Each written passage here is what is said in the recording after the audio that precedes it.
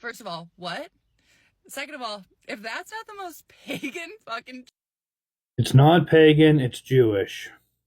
There seems to be this collective brain rot that happens right around Easter where people unquestionably accept anything that they hear that ties Easter to pagan practice, no matter how easily disproven it is.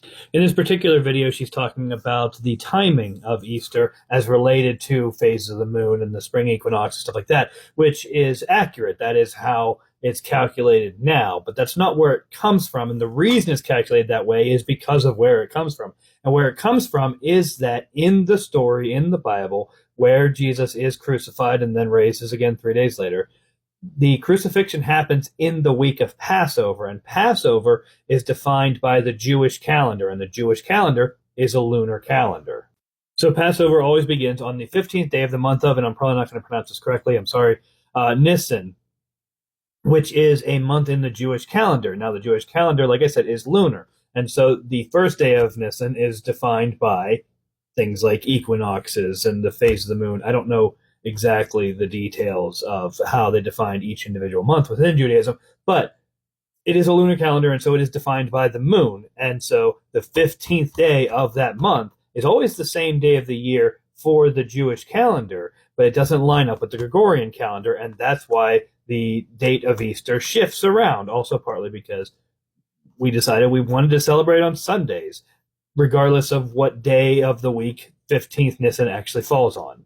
So when Christians translated it from the Jewish calendar to the Gregorian calendar, it didn't make sense to get it an assigned day, like to have it always be the same day, because it would fall wildly different than where Passover was happening, because Passover is using a different calendar system entirely. So we defined it in, Western Christian practice based on a rough approximation that would put it at a Sunday closest to Passover every year.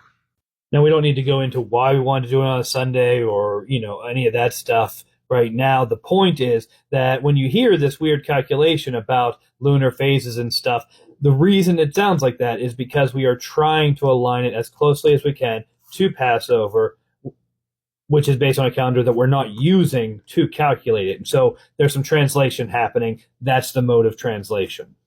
The comment section then predictably goes on to talk about how clearly Easter is pagan, and we have all known as pagan because it's based on this Germanic deity called Ostara, who is not attested in any pagan sources. There's no myths that include Ostara. There is no evidence of altars to Ostara. There's no evidence of practice related to Ostara in any sort of historical context. It doesn't exist until really well later than people are citing it exists.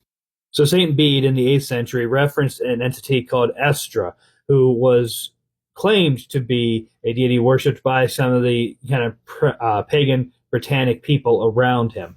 Now, he doesn't cite any sources for this, and there, again, isn't any evidence of Estra before this time, but this is not a pagan source referencing a pagan source. This is not any sort of archaeological discovery. This is a Christian historian saying, oh yeah, and also there's this goddess named Estra, who then somebody else said, well, if there's this goddess called Estra, then it's probably related to a broader Germanic deity, and I imagine that deity would have been called something like Ostara,